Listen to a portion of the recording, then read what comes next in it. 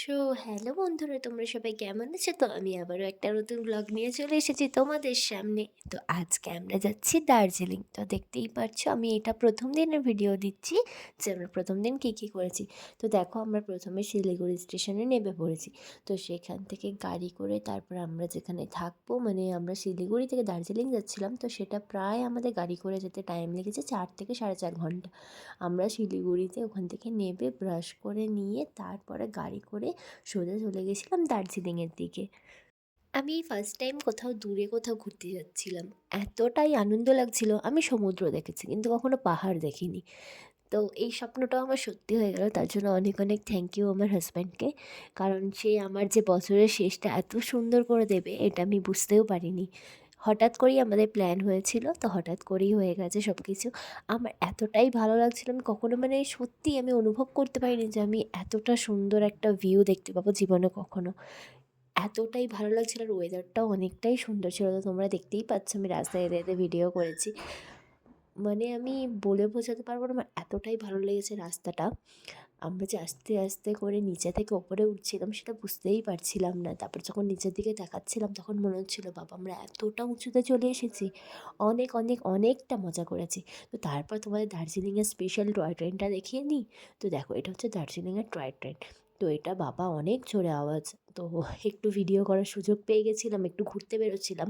আমরা এতক্ষণে আমাদের ঘরে চলে গেছিলাম। তো তারপর সেখানে আমরা ঘরে সব জিনিস রেখে দুপুরে লাঞ্চ করে তো আমরা তারপর বেরিয়ে পড়ি আরেকটা জায়গায় ঘোরার উদ্দেশ্যে। তো সেখানে আমরা ঝরনা দেখতে গেছিলাম। তো তোমরা দেখতেই পাবে, দেখো পাহাড়ের ওখান থেকে কী সুন্দর সূর্যটা বেরিয়েছে। এতটা ভালো লাগছিল, মানে তখন সূর্য ডুবছিল। ঠিক আছে? তোমরা কি জানো আমরা যে ঘরটা নিয়েছিলাম তো সেখান থেকে কাঞ্চনজঙ্ঘাটা পুরোটা দেখা যাচ্ছিল আর অনেকটা সুন্দরভাবে, যে কাঞ্চনজঙ্ঘার পাহাড়টা এতটা সুন্দরভাবে দেখতে পাবো এটাও কখনো এক্সপেক্ট করিনি। কারণ ফোনেতে দেখেছি কিন্তু সামনে থেকে যে এতটা, মানে সামনে থেকে মানে কি অনেকটাই দূরে আছে কিন্তু ঘর থেকে মনে হবে একদম কাছে। তো আমি সেখান থেকে পুরো কাঞ্চনজঙ্ঘার পাহাড়টা দেখতে পাচ্ছিলাম, তার উপরে পুরো পাহাড়ে বরফে বরফ। তো তারপরে তোমরা দেখতেই পারছো সেই ঝরনার কাছে আমরা চলে গেছি। তো এত সুন্দর একটা মুহূর্ত আমি দেখেছি, তো তোমাদের সঙ্গে না শেয়ার করে আমি কি থাকতে পারি বলো?